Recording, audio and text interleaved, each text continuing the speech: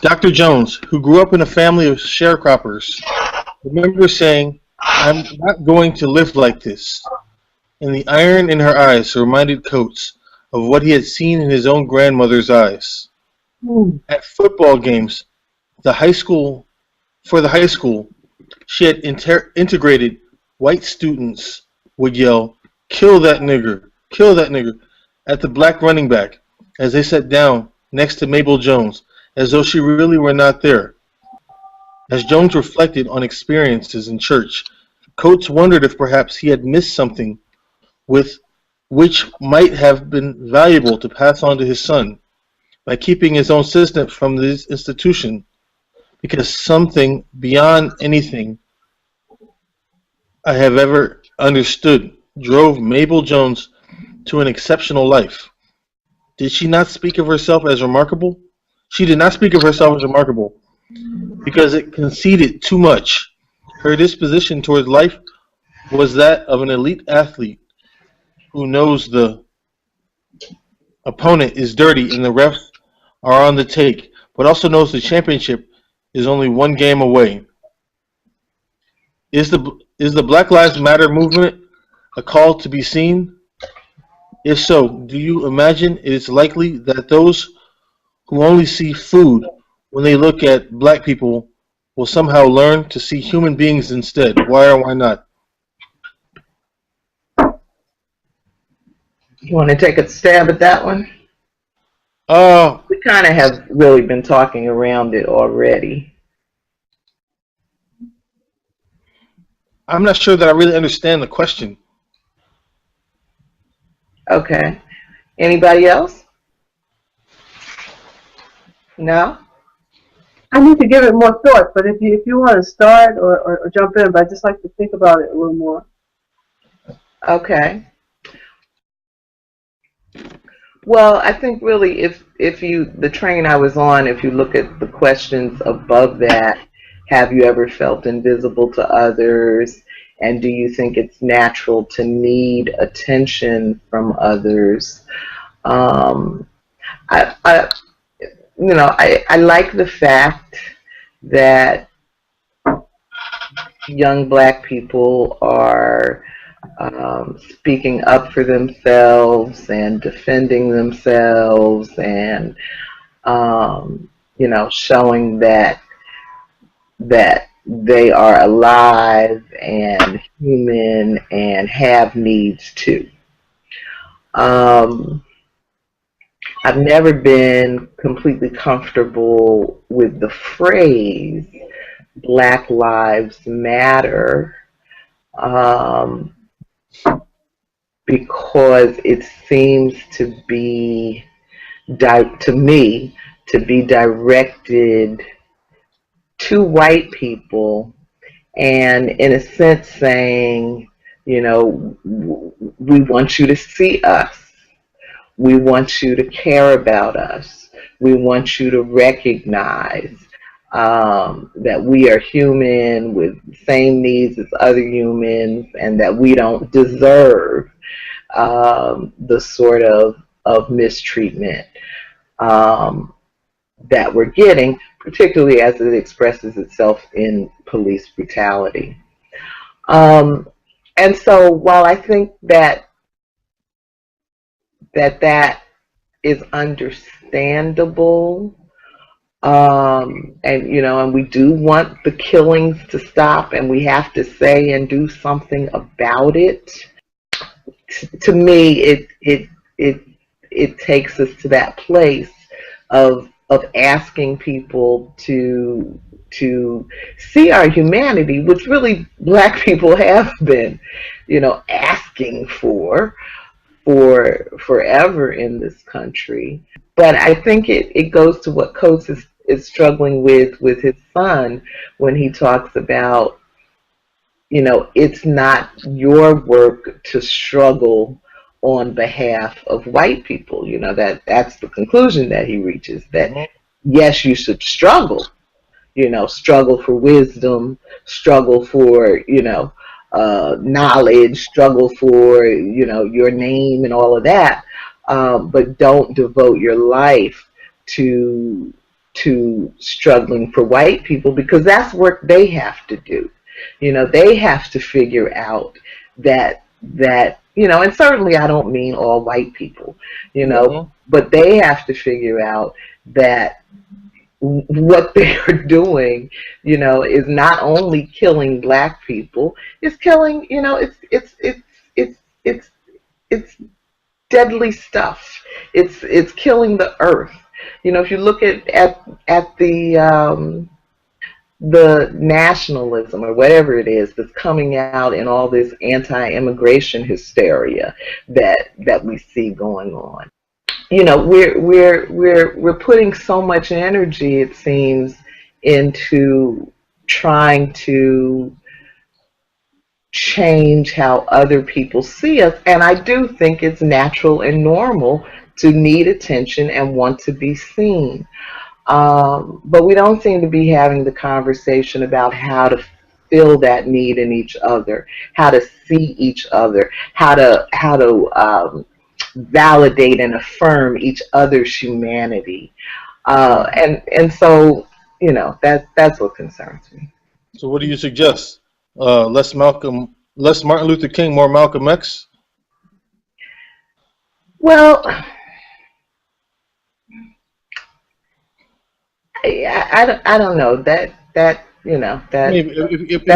in another place, but you just said we shouldn't be asking for validation for a place we've been for so damn long that we should already be validated. Well, I'm saying that that's where Malcolm X was going.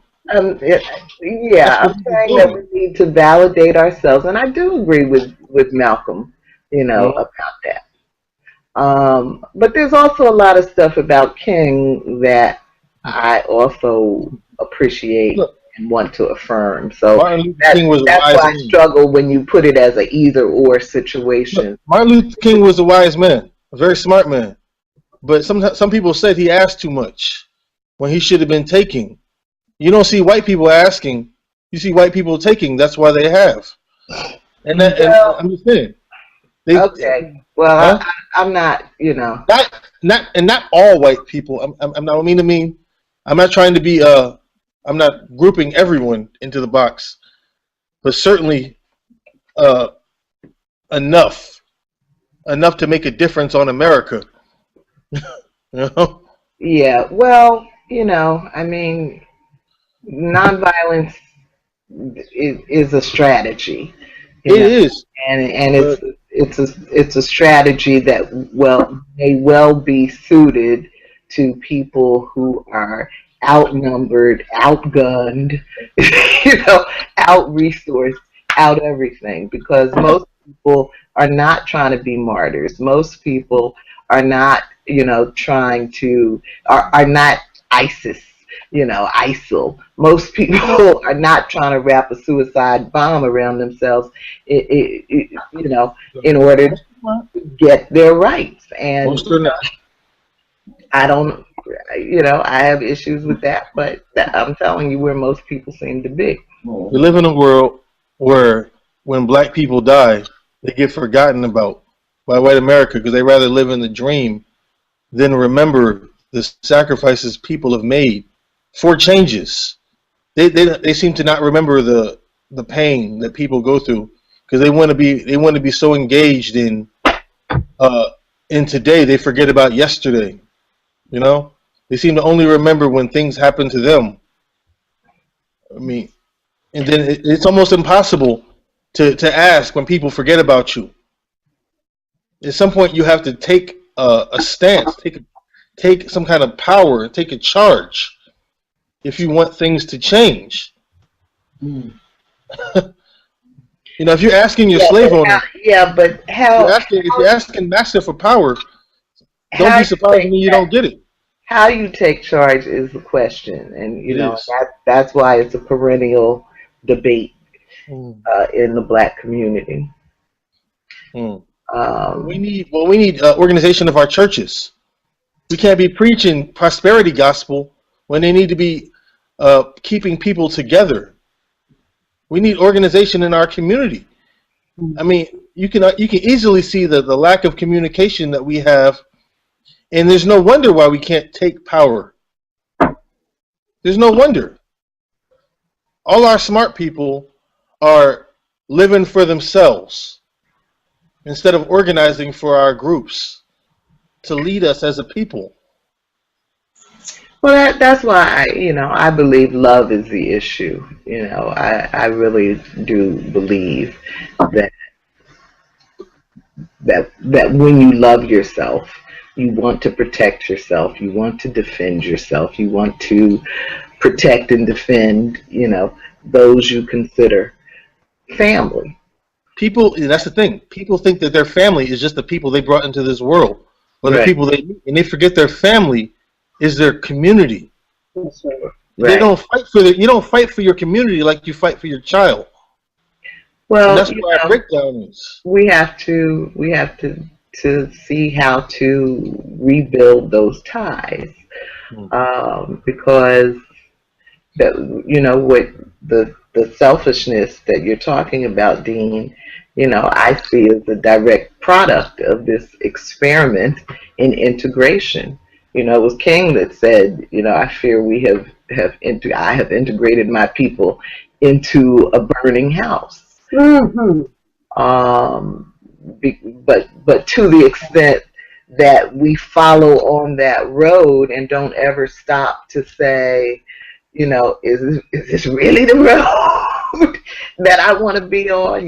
Do I really want to copy, all of the behaviors that I see in white America simply because it's clear that they have more stuff, and so we have to answer that question for ourselves. Kim or Venita, did you want to respond to 7, or should we move on?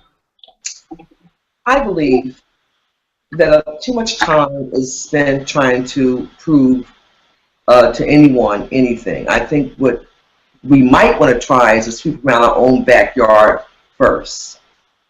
Clean up our own backyard. Have some power over ourselves first.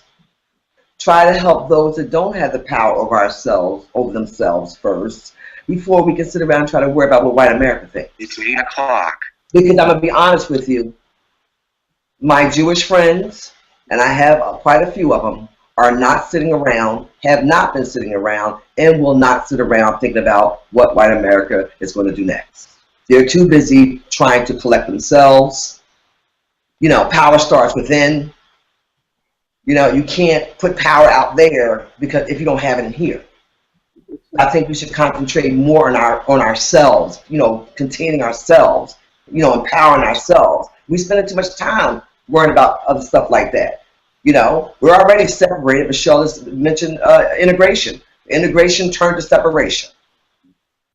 That's what it did. So we have to start more, concentrating more on bringing ourselves back together. But first, as individuals, getting power over yourself. You can't have power over anything else unless you have power over yourself first.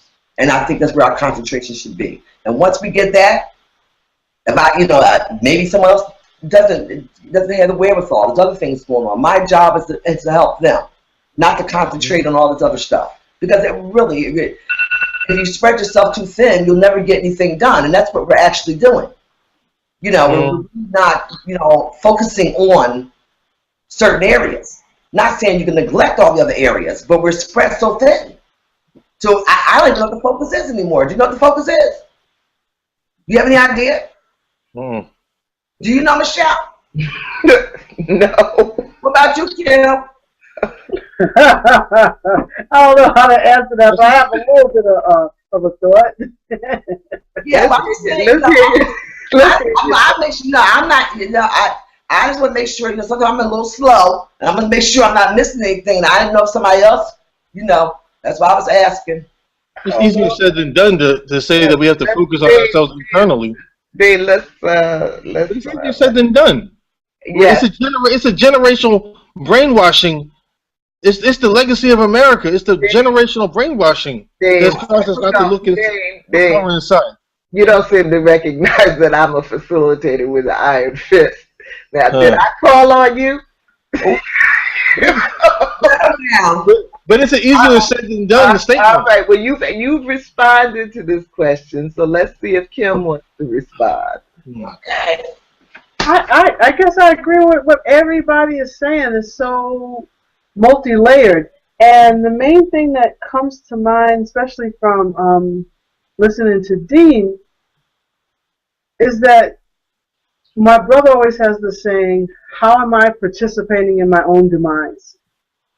And those are the questions that I have to ask myself. What are the things that I'm doing that don't help myself, my family, my community, and my greater world? And it's a lot of stuff that goes on in our community. I think the Jews have a saying that says there's gold in the ghetto. Yeah. That there's so much money that goes out of our communities that, you know, they say that in certain communities the dollar goes from hand to hand to hand 7 times. But in our communities, it goes from hand to hand maybe 1.5 times. And I think that that's a huge issue, that every dollar we get, we give to someone else. Right. So that's one of the ways that I personally participate in my own demise. And then I think the other thing is that I allow my image. There's no anti-defamation league for us. That anybody can say or do anything, and we don't call them on it. And so I Googled black girls recently, and most of the girls, like 60–70% of the girls, were half naked. And then when I Googled white girls, there were these sweet little beautiful, wholesome images. And I said to myself, wait a minute, now why is that not addressed? That I can't believe that there are no black girls that are taking pictures with their clothes on. And so there's just so many things that we are a part of that's just not healthy for us. So when you look at the housewives fighting and all of us just saying, as long as I have on a Gucci bag, I'm good. Yeah. I just think that when Michelle, when you're talking about love, it just resonated with me that it's got to start with the love. It's just got to start with the love. And I love the question that we're food for somebody else. We got to stop being food for somebody else. Okay. Thank you. Okay, thank you. Well, can I say one last thing? I'm sorry. Oh, I love just talking about the dream, because the dream doesn't exist. You know, I love that Coach is talking about this dream, but the dream is made up. It never did exist. I think that when you read the lies that our teachers told us about American history, you will find that American history is not even American history. That's it. Right. That's it. So now I'm going to get off my soapbox because I didn't got upset with the situation. Right. In my own house, I'm upset. You gotta get upset sometime and get something done.